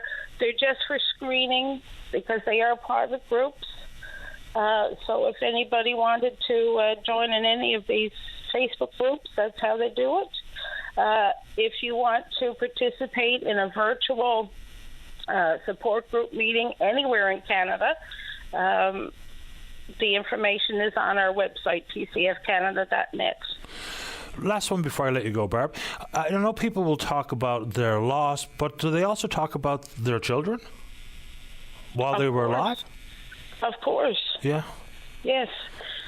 Yeah, because that's something we don't get to do anymore with our child gone. So this gives us an opportunity. One of the things that we do in our local chapter, when we have our meetings, we sign in. And it's not for attendance purposes. It's to give a parent an opportunity to write their child's name, because even something as simple as that doesn't happen anymore. Barb, I appreciate you making time for the program this morning. Thank you. I appreciate you giving me the opportunity to get the word out there, because as much as we try, as hard as we try to get the word out, we still find that there are people looking for chapters, for support groups, who already have one in the community and they're not aware of it. So we're trying to get around that somehow. And I really appreciate that you've given me this opportunity. And if anybody's interested in coming to our Walk to Remember on Saturday, please just call me. Thank you very much, Barb. Thank you. Take good care. You too. Bye-bye. Right. Bye-bye. Let's get a break in. Daniel, you're next. He's got a positive message. That's a good thing. Don't go away. Welcome back. Let's go to line number 1. Daniel, you're on the air. How's it going, Pat, brother? How are you this morning, buddy? Not too bad, I suppose. How about you? I'm doing good, buddy. I'm doing good. Now, I've been listening a long time, BOCM. You know, I'm a young fella myself, but I don't want to take up too much of your time now this morning. I just I wanted to let any young people out there know, and after like everything on the media and that social media and mainstream media, and there's a lot of negative in that. I just want to let boys know that just hold on, hold out hope that things is going to be okay, because that's all you really got nowadays, buddy. You know what I mean? Like, especially when living in Newfoundland, Labrador, if you're a young couple or on your own, got nobody, just by yourself, and that it's tough. Like you like, for example, I just finished buying my first home there, me and my wife. That was very stressful, right? Like a huge deal, right? And you would have told me in January where I'd be to now in June, I would not have believed you at all, and nobody could tell me different. So I'm hoping that if there's someone out there listening that's in a similar situation as I, that is all going to work out. All you got to do is hold out a bit of hope in your heart. Is all you need. Good on you. You know, there is a reason why I try to start every show. And sometimes it is sports, more often than not is sports. But I just try, even for my own mental well-being, to start with something good every single day. And that's on purpose. That's not by fluke. It's not just because I'm a sports fan. You know, and then we go on to talk about the young people who did great at the science fair and the people that did great at Skills Canada. Just something, but anything to get off on a positive note every single morning. And I do that on purpose. Yeah, I agree with you, Pat, because I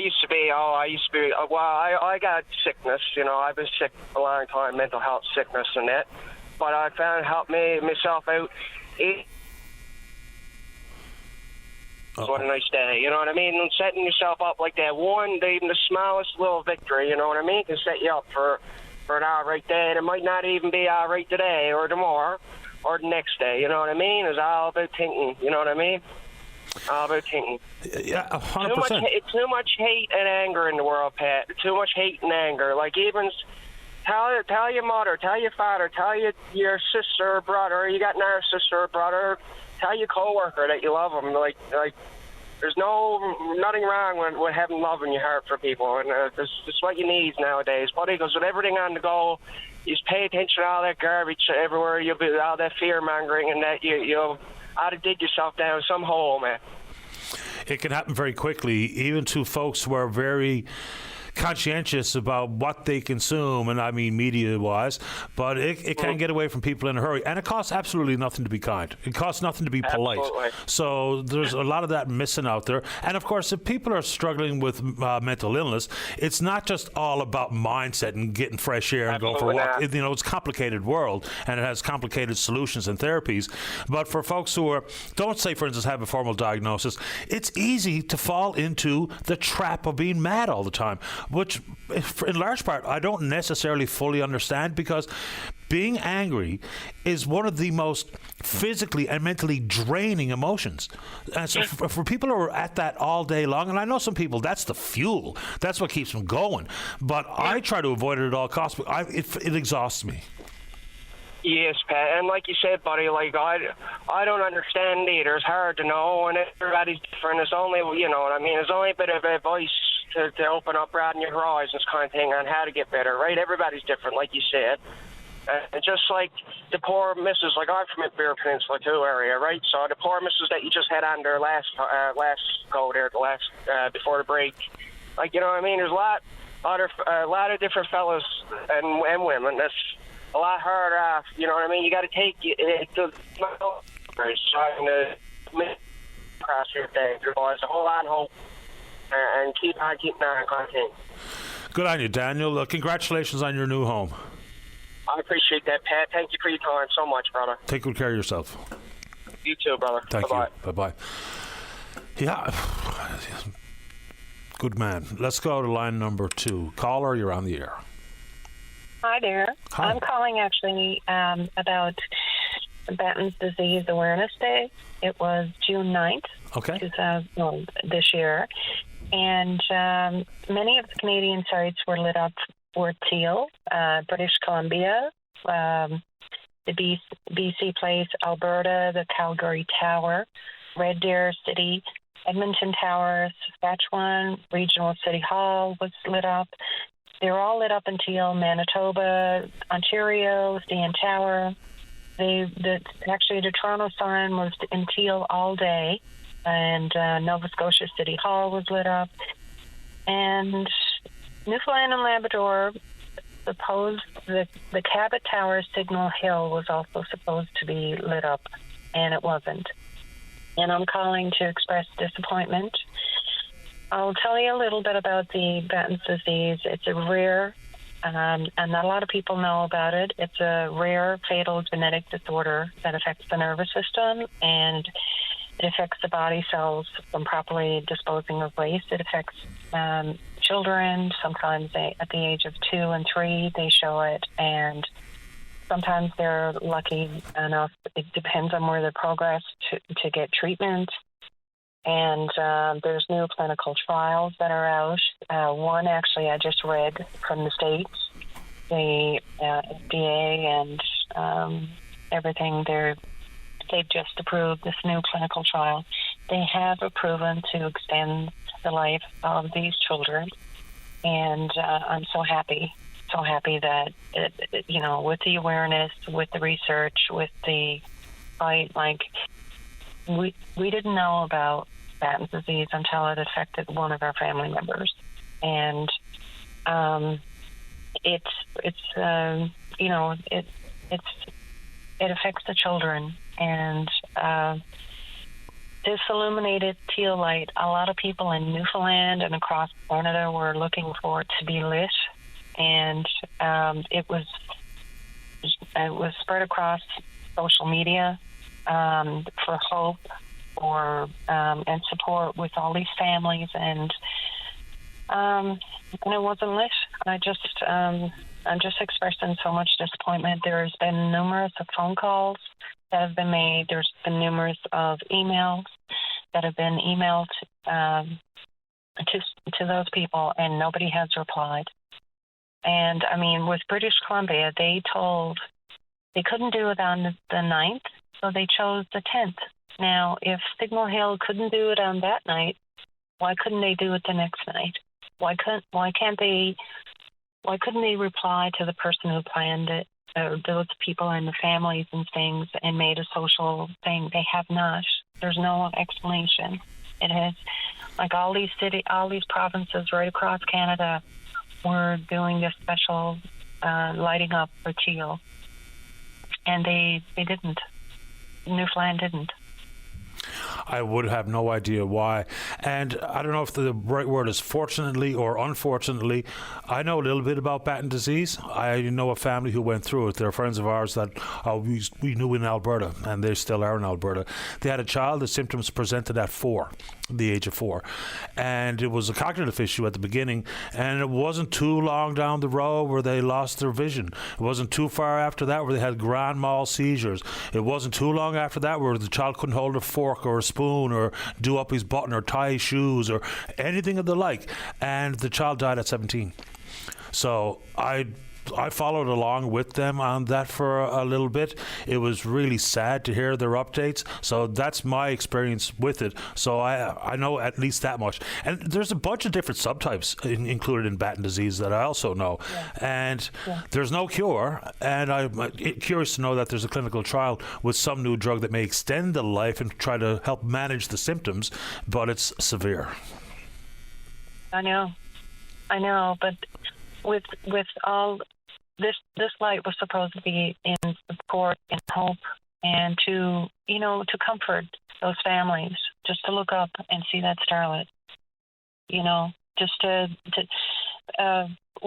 there's groups out for support, and there's research, there's sites that are put up in social media. There's, for all these families all across and even in the States. I know of some families in the States and everywhere in the world. So it's very heartbreaking, disappointing, and I'm just close to it. And I mean, I'm asking the Cabot Tower and Signal Hill people, please reach out and respond to those people. Not everybody, but the main person who organized this, and let them know. And probably do another night of the Teal Star, in support for these families and friends, and the whole reason why agreed upon to be lit up. And if they decide to do exactly that, hopefully they let me know so that we can give people heads up that it's happening on one evening or another. And I appreciate you making time for the program this morning. Would you like to say anything else? No, that's it. It's just actually there is a group. If anybody's experienced and has a child and doesn't know where to look, please look online. There's all kinds of resources, and I'm sending out lots of love and strength to those families. I appreciate your time. Thank you very much. Well, thank you. Take care. Bye-bye. Let's see here. Let's take a break. When we come back, Greg's got an update on what we'll find out, and then there's a caller also in the queue to talk about having to pay for missed appointments. Don't go away. You're listening to a rebroadcast of VOCM Open Line. Have your say by calling 709-273-5211 or 1-888-590-8626 and listen live weekday mornings at 9 a.m. Welcome back to the show. Where am I going? Let's go to line number 6. Good morning, Tina. You're on the air. Good morning, Tiger. How are you? I'm doing excellent, Tina Davies. How about you? Pretty good. Just a couple of kudos to Daniel, that caller. That was awesome. Yeah. Yeah, you don't get those very often. It's wonderful. Not often enough. Yeah, no kidding, eh? And also best wishes to the caller Barb on her Compassionate Friend Support Group. Mine's been running 21 years now. I know all the ups and downs, and I wish her the very, very best. Yeah, me too. That's for sure. Yeah. So the reason I had to call, I had to step out for a meeting, so I'm hoping I'm not recovering an issue. But earlier in your show, there were some people talking about having to pay to go to the doctor because they had missed an appointment and it was a special, whatever. But I teach this in my workshop, my assist workshop. You know, there's two sides to everything. Yeah, our healthcare system isn't perfect. There's a lot of things that need to be fixed, and that's right across Canada. But the reason why, I'll tell you, I was scheduled for a CT scan, and mistakenly I thought it was the following, like the next month. So I went, and they said, "Oh no! If you look at the date, it's for 2026." I went, "What?" Anyway, I said, "Well, why is this taking so long?" And they actually showed me. They said, "Look, we have at least 400 people a year not show up for their appointments." I get a monthly email from my doctor's office, who we've been with for years, who never charged, you know, if you missed an appointment. But now they're charging, and they, after several warnings over the years of, you know, if you don't show up, we're going to have to start charging, you know, that kind of thing. And that's why the waiting lists are so long, is because people aren't showing up for their appointments. And so, you know, you got to do something. You got to look at the other side too. We can't just sit and complain this and this and this, but we do have to show up for our appointments, number one. Yeah, personal responsibility absolutely plays a role here, no question. I think her biggest concern was, you know, she regrettably missed her appointment, but it was the $100 to get off the no-fly list. I think that was her ultimate concern on this front. But, like, if I've got a dog grooming appointment, or if I have an appointment to get my hair done, then the day before I get a text message. So I think healthcare also has to up its game with the reminder, the timeliness of reminders, because the world and our lives are busy. And like you say, if I'm waiting for an appointment for 8 months, there's a possibility it falls through the cracks in my own head. So I think healthcare can do the exact same thing as the place where I get my hair done. Is the day before I get a reminder text says, press 1 if you're going to show up, press 2 if you're not. And so I think that would be helpful. Yeah, I agree 100%. I absolutely agree 100%. But, you know, also, too, there's a lot of people that don't even answer those emails, or if there's a call that comes through.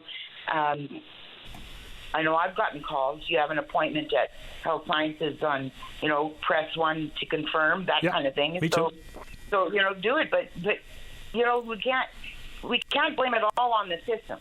That's all I want to say, is we have to do our part as citizens to help it work. Yeah, I don't disagree with that. Like, for instance, there's pretty fundamental software out there.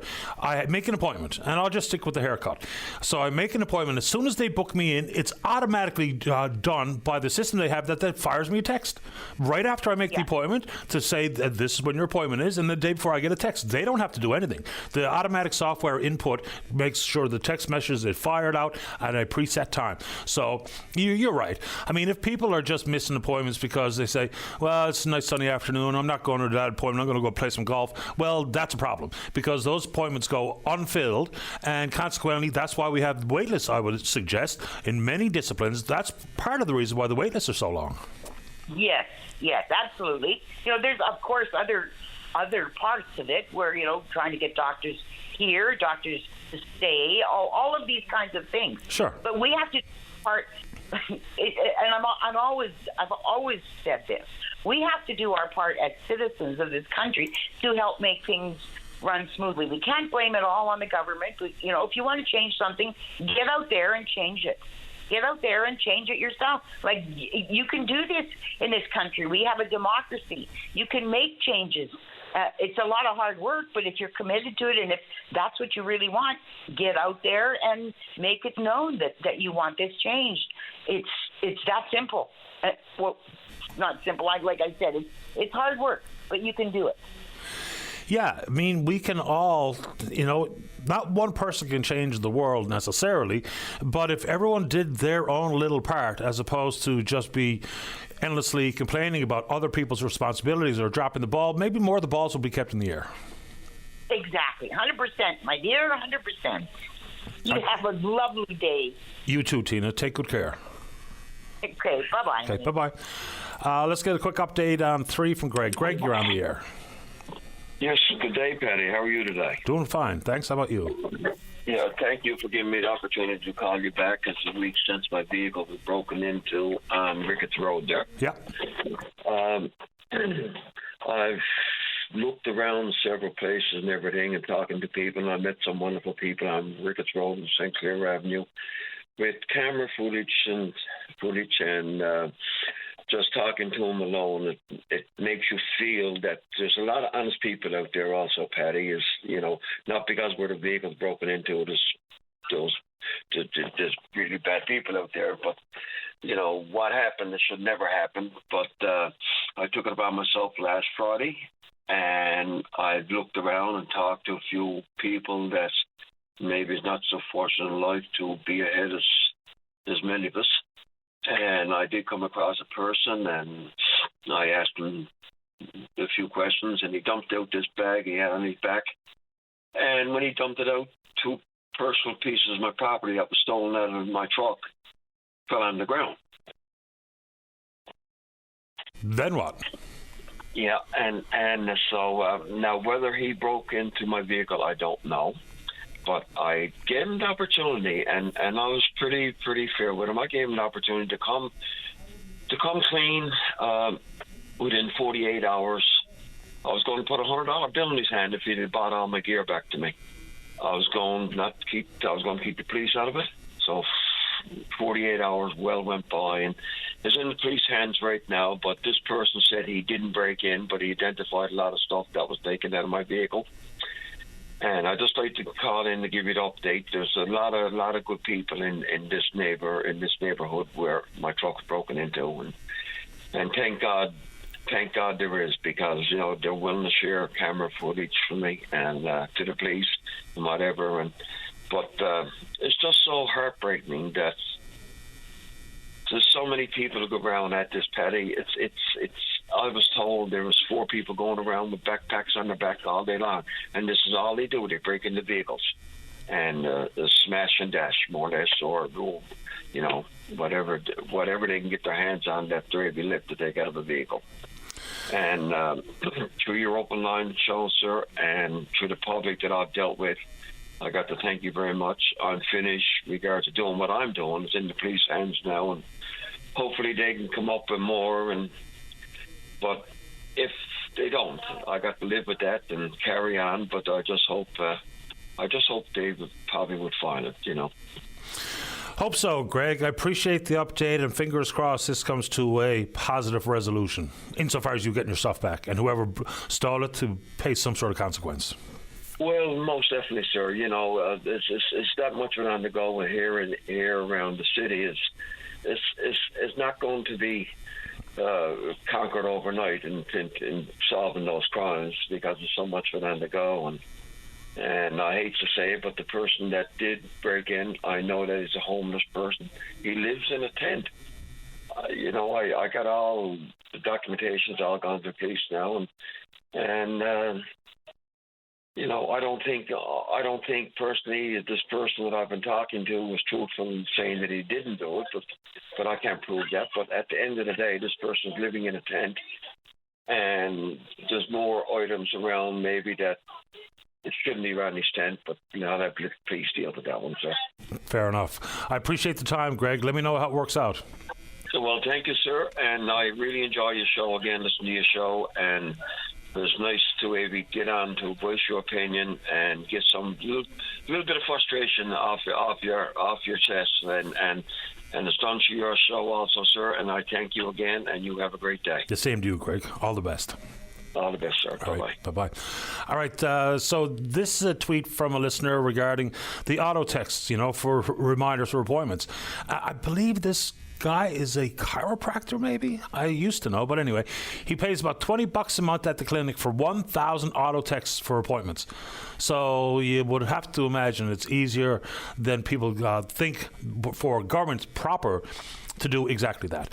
Let's take a break. When we come back, we're going up to Labrador, and Eliza's out in Bonavista to talk about the Save the Train campaign. Don't go away. Welcome back to the show. Let's go to line number 4. Tina, you're on the air. Good morning. Good morning. Calling from beautiful Labrador this morning with a lack of health care. And I've been listening to you guys since you opened up there this morning. I guess it's a common known here.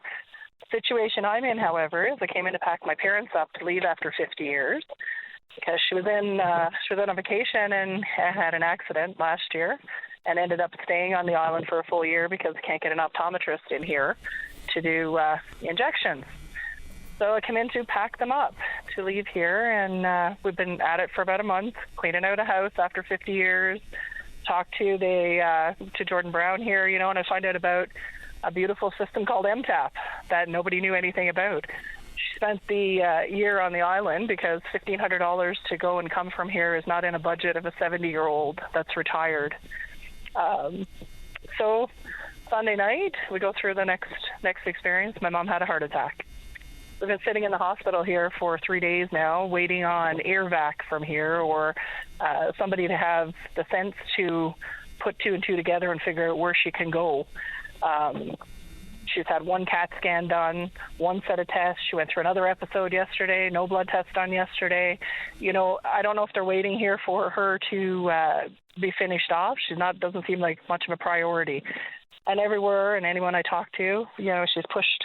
Oh, if she gets out, it's going to be this long. It's going to be this long. Nobody has an answer. Talked to Jordan Brown this morning, and he says, it's up to maybe 15 days as the minimum to get out of here. I am at a loss for words. I haven't lived here in many years. The town has gone so far down, it's ridiculous. Beautiful airport built, fantastic hospital over there, but where's the amenities? There's nothing here for anything and anybody that stays here that's elderly. And the ear vac situation, she's in her 70s. She's had 2 episodes, including the heart attack, and she's waiting to see if there's a bed in St. John's. If there's no bed in St. John's, then she needs to be ear vac somewhere else to another province. Somebody needs to get on the ball with this. This is a story that's repeated many times here.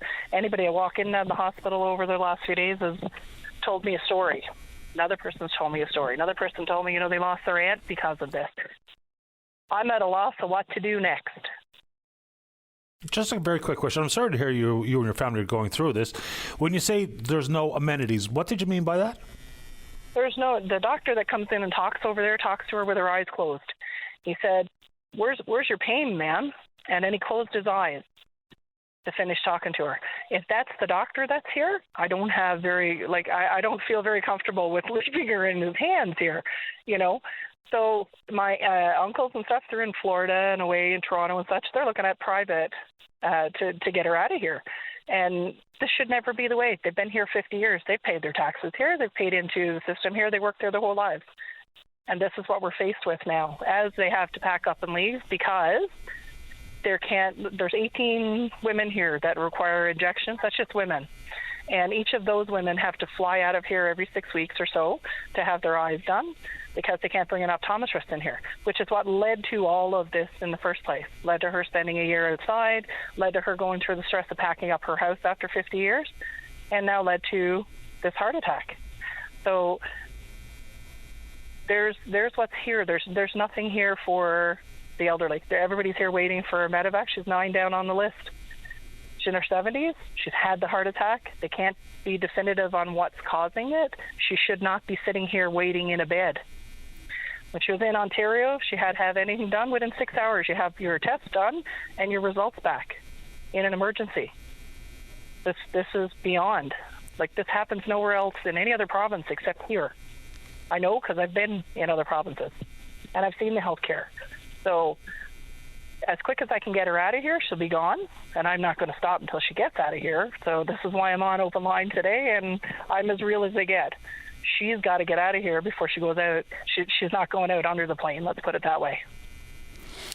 I understand your concern, and I'm certainly not, given how frustrated you obviously are, and justifiably so, I'm not going to get into healthcare shortcomings around the country because there are many, but the Labrador-specific issue is very real. So did you happen to say off the top that you didn't know about MTAP? Nope, never knew anything about it. She spent a whole year out in Placentia Bay because the doctor she sees is in St. John's, and that was another degree. So every time he didn't answer the phone, she had to go in and spend a night at the hotel, so she'd get in touch with them at the office and then go back to where she was staying an hour and a half outside of St. John's. That was last year's fun. So she's just gotten back here in April, and, well, she had one turnaround. I called Jordan when I got in town, and that's what I found out, that there's this set up for MTAP. You know, how many more don't know about it? Well, MTAP, for people who don't know, it's the Medical Transportation Assistance Program. It's not perfect, but it is a help when it comes to covering economy air travel. You can't fly up front, apparently, on MTAP. So travel, private vehicle mileage is included. This can also include buses and ferries, hotel rooms. I think there's per diems for meals, so it can be helpful. And like I said, it's not perfect. It's the furthest thing from, but obviously it's a lot of paperwork is what it is. And again, for the elderly here, it's a lot of paperwork. Now, luckily enough, again, we have Jordan Brown there, and he's the one filling out paperwork and helping people out with it. So, you know, we're lucky in that sense with them, and he's going to continue to do the same thing. I don't have a problem there now that I know about it, but they won't be here to use it anyway. But my concern right now is to get her moved up on the list, to get her out of here some way, somehow. She can't fly commercial, obviously, at this point, so MTAP's no good to her. But to get her up on the airvac, it seems like everybody passes the buck here. You know, like the cardiologist is assigned, but, you know, I'm hearing through the grapevine that, you know, it's not a concern over there. He hasn't pushed for it to happen. So here's the push. We need her out of here. So I'm looking for another avenue, and this is why I'm online. And I appreciate your time, and I wish there was something different. You know, the wait times for air ambulance and wait times for a bed, I mean, you can be living within a stone's throw of the health sciences and still be waiting for a bed. I mean, the cardiac and the cardiovascular discipline, you know, and you don't want to hear this, believe it or not, it's gotten better recently, which is kind of a mouthful to say because it's still a long way from perfect. Insofar as getting a cardiac procedure, not that long ago, there was 200 plus on the wait list. Now that's been chipped away to 150, and that's 150 too many. A year ago, 67% of those who needed a urgent isolated bypass, I think is what you call it, they were only getting it done within the recommended time frame. Now 95%. So that's cold comfort to you this morning. But thankfully and hopefully it's getting better, and hopefully it gets even better than it currently is, because it's still nowhere where it needs to be. No, it's definitely not. But it doesn't seem like there's a push here for it to change. Like everyone you talk to, it's the same thing with the medevac. And it's been ongoing for many years here. I'm certain of it. So that's where the I don't know what needs to be done with it. I don't have the answers. What I have the need to know is how to get her out of here. So I found out this morning I can hire private. So I guess that's what we're going to be looking at next. I guess you can hire. Where we go. You can hire a private air ambulance. Apparently. I didn't even know that was the thing, to be honest. That came from Jordan this morning, and to the tune of over 10,000. Yeah, he'd know. So, I mean, 10,000 versus her life. I guess that's what we're going to do. That's a crazy thought to have to do that when you've paid in here for so long. That's what I can say. And I understand that point. I appreciate your time, and I wish you and your family good luck. Thanks, Patty. You're welcome, Tina. Take care. Bye-bye. All right, let's take a break for the news. Don't go away. The Tim Powers Show. Join the conversation weekday afternoons at 4 p.m. on your VOCM. Welcome back to the show. Let's go to line number one. Say good morning to the PC member for Bayvert Green Bay. He's the Shadow Minister of Finance. That's Lynn Paddock. Good morning, Lynn. You're on the air. Morning, Patty. Patty, thanks for having me. First of all, with regards to your last caller there on MTAP, I believe that's what a lot of us as MHAs do, is continuous awareness training, because folks don't, I guess, look for it until they need it. So the reason I'm calling this morning is with regards to the Uniformed Services Pension Plan. So that is one of the public service pension plans. Now, that plan covers RNC, Royal Newfoundland Constabulary, correctional officers, basically those that were looking in at a career in protecting others. That plan, Patty, is only 25% funding, so seriously at risk compared to the other public service pension plans. The other plans are either fully funded or close to it. So a significant concern for the future viability of that plan if we don't put a plan together to fix it, and that covers roughly 1,000 members. So inside that world of 25%, so what would the unfunded liability add up to, dollars and cents wise? I don't have that in front of me, and we've asked for that. I mean, that's something you could probably pose to the finance minister, but it's roughly 1,000 members that are part of that plan. It's one of the smaller plans within government, but ultimately it's about securing the future viability of that plan and ensuring that those who are on the front line for us as a province have a future income. Yeah, I can get the answer to that question that I just put to you, because that's an easy one to get. I'm just curious what it might add up to dollars and cents, talking about the timeliness for which we can fund the unfunded liability. And so, when people hear that, they'll say that maybe their pension payment is in jeopardy, which it could be at the 225% funded. And I also, on top of dollars and cents, I wonder what 25% means insofar as how many years that could cover for the 1,000 retirees who depend on that pension. And I'm not asking you to answer that question, but I'm curious. Right. So that's numbers matter, obviously. And, those that are members of that plan, don't expect it to be resolved overnight. It's about putting together a plan that to take us over multiple years to bring that plan to where the other public service plans are, and that is being essentially funded or close to fully funded. Yeah, I'll get some answers to those questions, because you're not wrong in saying, and I know that you're a veteran yourself, so you'd have a soft spot in your heart for this, as should everybody. But when we are talking about those frontline workers, whether it be the RNC or the correctional officers, it also services the firefighters, does it, or am I mistaken? Yeah, there's a portion of the firefighters. There's the three groups within that. You're bang on. Okay. Lynn, I'll try to get some answers on your behalf and for those 1,000 retirees who are depending on that pension that they paid into. Yeah, and Patty, it's one of these things. It doesn't all have to be done overnight or within one fiscal year. If we start basically government contributing a bit now, we can restore it. It's one of these things. If it's not, then you will continue to drain that more rapidly. Yeah, and it's a fair point.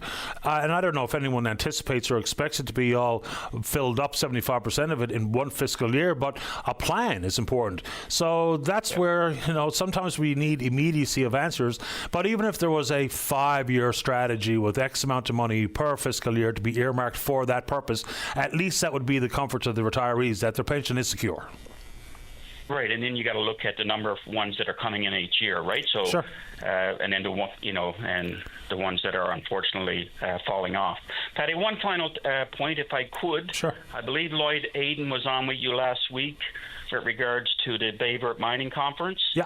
And I just want to put a further plug for that conference that's happening next week, 18th to the 20th in Bayvert, and two very important and I believe really good news stories that will be highlighted by Maritime Resources, their Amerdam project near Kings Point, and Firefly Meadows, the former Rambler mine. So really good news for the province, and an opportunity for those on the mining and mining suppliers to partake in that conference. Yeah, and we're actually hoping to speak with some of the presenters just to get some different perspectives about who's going to be speaking at that conference and what the future for their company or what have you looks like. So yeah, I'm looking forward to it. Yeah, and I'll come back later in the summer because one of the things as we look to further grow mining, particularly across central Newfoundland, then that comes with additional challenges as well, labor, accommodation, infrastructure and the like. Absolutely. We look forward to that chat. All right. Thanks, Patty. You're welcome, Lynn. All the best. Yeah, cheers. Lynn's the PC member for Bayvert, Green Bay. Final break of the morning. When we come back, Eliza's there to talk about the Save the Train and I guess the train station out in Bonavista. Don't go away. Welcome back to the show. Let's go to line number 2. Eliza, you're on the air. Hi, Patty. How are you today? Doing okay. That's a bad phone line, is it, Dave? Yeah, unfortunately, we have to put Eliza on hold. And let's go to line number 3. Say good morning to the Executive Director at the Mental Health Foundation of Canada. That's Sarah Furlong. Hi, Sarah. You're on the air. Hi, Patty. How are you today? I'm very well. How about you? I'm doing great. I just want to talk about a program that we're offering every Wednesday night, a virtual program called Mindful Moments. We have our facilitator, who is Rosalind Ford. Many will know her in the industry as a child and youth practitioner, and she also facilitates the Assist, Safe Talk, and mental health first aid training across the entire province. So what happens in this particular program? So every week we're going to have a guest speaker. So this evening our guest speaker will be Brent Bashara. So he's a Canadian Special Forces Navy bomb disposal diver, retired veteran, mental health advocate, and he's also featured in the Therapy Below Zero short film documentary that you may have seen on NTV News. I know Brent. I've had him on the program in the past, and he's an interesting cat to say the very least. And that polar dip stuff that he does, I gave it a shot. It's exhilarating. Did you? Yeah. When did you do that? I didn't do it with him. I don't know. This would be a few winters ago now. It was during COVID anyway. Okay, that's something that I'm actually myself, I want to do it just for fun myself, just something different. But so I'm looking forward to having him online. So it's a virtual group, it's free, anyone can join. They just need to email me at info@mhfoc.com, or they can text or call me at 709-725-6091, and I can provide them with the link. So the first hour is going to be a discussion with Brent. Then we're going to have a break, and then the second hour is going to be topic-based on, how the speaker made you feel and what type of things are going on, what we can help with. So I'm really, really looking forward to it. For people who may indeed be possibly going to benefit from this, but don't do it for whatever reason, they're busy or they don't think it's actually going to be beneficial, but it probably will be. What's your message to folks who resist taking up these opportunities? You'll never know if you don't try. And if it's not this week, we're planning on having these every single week, definitely until the end of the year. So if you can't make this week, come along next week. It's virtual. There's no pressure to have your camera on. It's very private. It's not an open link, so you don't have to worry about, everyone joining on. It's only people who are registered. Like I said, it's free. So why not, even if you can join for a few minutes? Why not? It just popped in my mind. Brent's wife, Kellyanne, actually gave me a print after one time he was on the show, which was quite sweet of her. Oh, really? Yeah. Yeah, she's wonderful. She really is. Sarah, give us the contact details one more time before we say goodbye. So you can call myself or text me at 709-725-6091 or email us at info@mhfoc.com, and that's the Mental Health Foundation of Canada. Appreciate your time, Sarah. Thank you. Thank you so much. You're welcome. Thanks. Bye-bye. Bye-bye. Here we go. Mindful moments might be for you. Let's go to line number 2. Eliza, you're on the air. Hi. Hi. We'll try it again now. We got you. Anyway, just calling to let the public know in this area that the Save the Train Committee will be having a rally line today from 1 to 2 in around the train station area, and the same thing tomorrow and Friday and Saturday. The same time. And on Monday, we are hoping that we'll get a fair number of people to come out and go to the council meeting at 6 o'clock. Now, I know there's small quarters where you can go in to listen, but anyway, if we can get enough to fill up that room and stand outside and just show our concern that we want to see that train saved. And Patty, I'd just like to let people know that, which they already know, but I want to reiterate that it's a quiet advocacy. It's not to rant and roar and rage, because we don't want that to happen. So, you quietly go into the chambers and quietly stand outside. No blocking, no doors or anything like that. We just want to show our concern that we're not going to go away. This train needs to be saved. The last time I heard a number associated with saving the train and bringing it back to some state of its past glory, and including the station, was a pretty big number. Do you have a number, Eliza? No, I don't. We're working on a few things.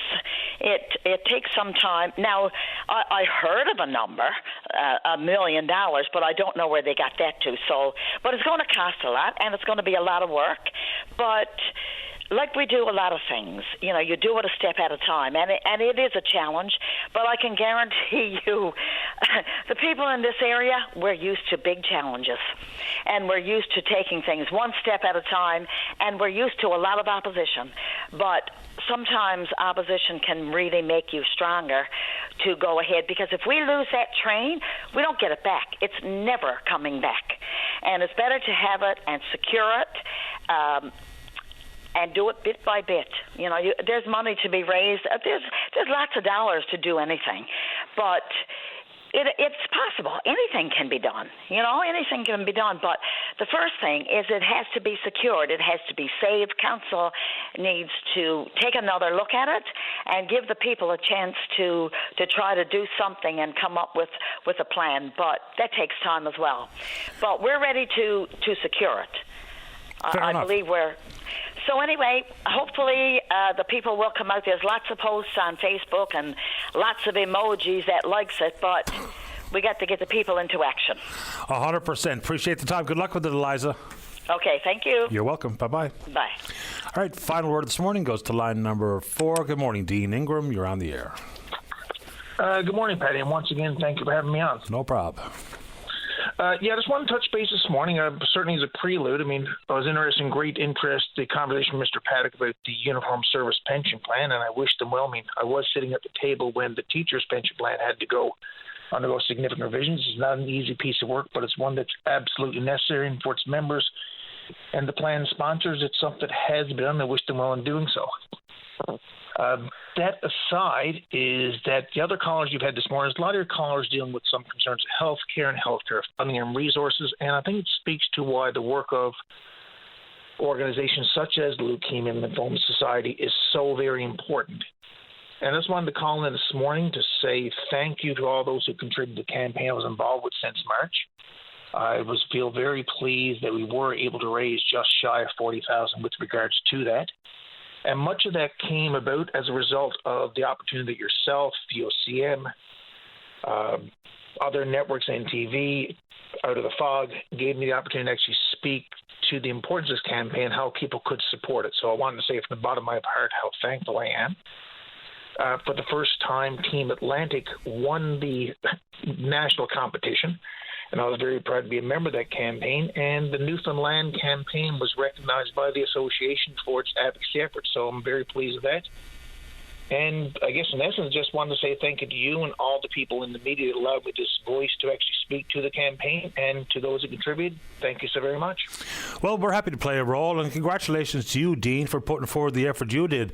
It wasn't just making a few calls or going on Out of the Fog or NTV. Obviously, the efforts in coordinating some of these special events to raise some money and awareness is also a big part of it, so bravo to you. Well, thank you so very much, Patty. And once again, thank you to everyone out there who contributed. And going forward, there's so many great causes, and there's so much of a need out there, as your callers this morning have testified to. And thank you once again. No problem whatsoever, Dean. Stay in touch. Thank you. You're welcome. Bye-bye. All right, there you go. Dean's one of the visionaries in that leukemia, lymphoma awareness and fundraising effort. All right, so bit of back and forth on the meeting for tomorrow for the Eastern Regional Service Board.